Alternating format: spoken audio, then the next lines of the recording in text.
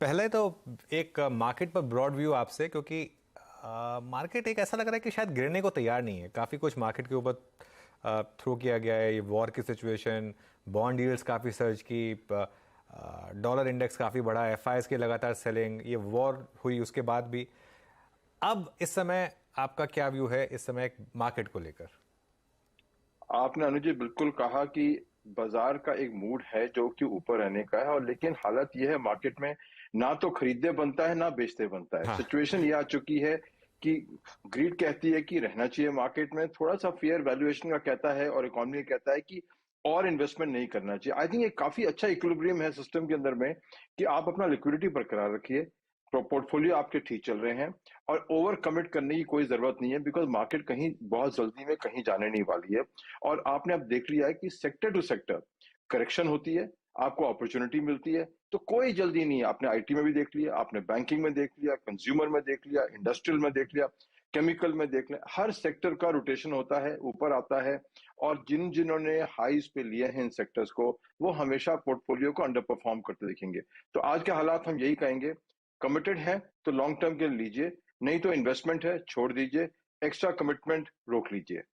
चलिए फिर आप कुछ बात करते हैं कुछ बड़े स्पेसेस की, बड़े सेक्टर्स की। आईटी पर अब आपका क्या व्यू बन रहा है? मुझे याद है जब अप्रैल के डिजास्टर के बाद मैंने आपसे सवाल पूछा था, तो आपने एक व्यू ये लिया था कि यहाँ पर अब बहुत अच्छी अपॉर्चुनिटी है बाय करने की, वहाँ से स्टॉक्स चलें। और हालांकि नंबर्स और मैनेजमेंट की बॉडी लैंग्वेज में अभी भी कॉन्फिडेंस नहीं है, लेकिन फिर भी स्टॉक्स नहीं गिर रहे हैं यहाँ पर। आईटी, लार्ज कैप आईटी में खासतौर से अब क्या व्यू बन रहा है जी?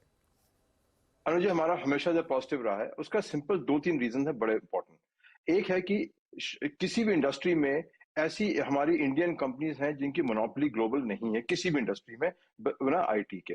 नंबर टू इज, ये वो कंपनियां हैं जहां पे कैपिटल वापस करती हैं शेयर होल्डर्स को, आप डाइल्यूट नहीं करती हैं, तो कंसिस्टेंटली बायबैक हुआ, डिविडेंड हुआ, आपकी अर्निंग आपको वापस आ रही है। और ये एक कैश जनरेटिंग मशीन है, आपने देखा इनके मार्जिन इतने हाई हैं, ये सीधा आपने बिलिंग किया, आपने पैसा लिया, कोई इन्वेंट्री रिस्क नहीं है, कोई डिफॉल्ट का ज्यादा रिस्क नहीं है। तो उसको मद्दे लेते हुए इससे अच्छी इंडस्ट्री शायद, और मोस्ट क्रिटिकल इंडस्ट्री है दुनिया में, बैंक कहीं नहीं जा सकती है, रिटेल कंपनी कहीं नहीं आ सकती है, और टेक्नोलॉजी बदलती रहेगी, एआई आएगी तो नई अपॉर्चुनिटी आएंगी। मेरे हिसाब से जब जब करेक्शन हो, इनको आप ले लीजिए, अपने पोर्टफोलियो में डाल लीजिए, शॉर्ट टर्म के लिए नहीं, लॉन्ग टर्म के लिए। और बेनिफिट देखिए, आप अगर अनुज जी पिछले 4-5 साल में देखेंगे, बायबैक, डिविडेंड और शेयर प्राइस को देख के, आई थिंक ये बेस्ट सेक्टर रहा है इंडियन इकोनॉमी का, और हमें उम्मीद है अगले 5 सालों में भी ये बेस्ट रहेगा। खासकर गवर्नेंस कोई इशू नहीं है, 85 to 90% पे आउट होता है आपके पास में, कस्टमर अमेरिका में है, रुपी डॉलर का तो पैरिटी नीचे जाना ही जाना है, अपने 70 रुपए से 84 रुपए हो गया, 84 से 100 रुपए हो जाएगा अगले 3-4 साल में। वो बेनिफिट आपको लगातार मिलते आ रहा है। इससे अच्छा स्ट्रक्चर क्या होगा? डिमांड सप्लाई ऊपर नीचे होती रहेगी, बट लॉन्गर टर्म व्यू लेंगे, इससे अच्छा सेट इंडियन इन्वेस्टर्स के लिए शायद नहीं मिलेगा, as a block of the large IT companies. Okay, अच्छा, by the way delta corp अब डाउन फ्रीज पर 10% का फ्रीज लगा है यहाँ पर अब इस समय। अजय, कोई व्यू बन रहा है क्या इस स्टॉक पर? क्योंकि एक सर्वाइवल का ही क्लियर कट अब एक रिस्क आ गया है। मतलब जितना मार्केट कैप या रेवेन्यू नहीं है, उसके 5 या 6 गुना डिमांड, और ऑलमोस्ट हर हफ्ते नया डिमांड नोटिस आ रहा है। If I was the owner, मैं तो चाबी देता गवर्नमेंट को ले जाके कि भाई आपको ले लीजिए चाबी, रिकवर कर लीजिए, जो करना अपने आप को नोटिस दे लीजिए आप। 21,000 करोड़, इट्स अ जो दिस, बट अनुज जी, ये पॉइंट है, this is a problem of the any company in India today, when people से कैपेक्स नहीं होता, ये नहीं होता, कि अगर एक तरीके से रेगुलेटरी बहाव आता है तो वो कहां तक ले जाता है कंपनी को। आपने देख लिया, अच्छी बड़ी कंपनी थी, कैसीनो चलाती थी गोवा में, तो, उसके साथ में जीएसटी करके, रिट्रोस्पेक्टिव इफेक्ट करके आपने क्या कर दिया। ये एक रिस्क मजाक में हम ले लें डेल्टा को, बिकॉज बेचारा, बट शेयर होल्डर्स के लिए मजाक नहीं होगा शायद, बट द फैक्ट इज कि ये रेगुलेटरी फ्रेमवर्क, ये इकोनॉमी के लिए और इन्वेस्टमेंट के लिए ठीक नहीं है। ऐसा रिस्क कोई भी कंपनी उठा सकती है, बिकॉज आप रेगुलेशन रिट्रोस्पेक्टिव चेंज करते हैं, उसमें कंपनी क्या करेगी? आपने एक व्यू लिया आज की, आपने ये किया है, कल को चेंज हो जाता है, तो उसमें आपको डिमांड आती है, भी कंपनी खत्म हो जाती है। तो मेरे हिसाब से आई थिंक गवर्नमेंट को सिंपैथेटिक व्यू लेना ये चाहिए, इंडस्ट्री चलती रहे, जेन्युइन इश्यूज को पार्क करिए। आपने देखा टेलीकॉम में करके क्या मिला, डुओपली हो गई है इस सिस्टम में। तो ब्रॉडर देखते हुए इसको विड्रॉ करना चाहिए, इस पर टेम्परेंस लानी चाहिए, और जीएसटी अथॉरिटी को थोड़ा सा सोच समझ के काम करना चाहिए कि इतनी बड़ी कंपनी आपने, मुझे समझ नहीं आया कि जीएसटी डिमांड उसकी टर्नओवर से ज्यादा कैसे हो सकती है किसी की? मुझे अभी तक समझ नहीं आया है। वही सबसे बड़ी पहेली है इनफैक्ट इस टाइम की या फिर इस साल की। अ, अच्छा, बैंकों पर आते हैं। Ajay, good morning.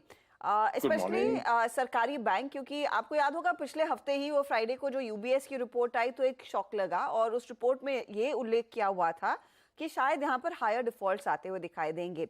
अब तक के जो नंबर्स हमने देखे हैं, एसेट क्वालिटी में सुधार देखने को मिला था। ये ऐसा क्या पढ़ा जा रहा है जिसको लेकर थोड़ी सी चिंता है, और आप कितना इत्तेफाक रखते हैं उस रिपोर्ट से, और आपका स्टांस सरकारी बैंकों में क्या रहेगा? देखिए, ये बड़ा क्लियर है कि जो अनसिक्योर्ड लोन्स हैं वो हमेशा शुरू में नहीं नजर आते हैं। 3 से 5 साल के लैग के अंदर में उनका इफेक्ट आता है इसके सिस्टम में। पहली बार आप लोन लेते हो, पहली कुछ इंस्टॉलमेंट आप जरूर दे देते हैं। दूसरी इंस्टॉलमेंट आप अगर नहीं भी दे पा रहे हैं, कहीं और से लोन लेकर देते हैं।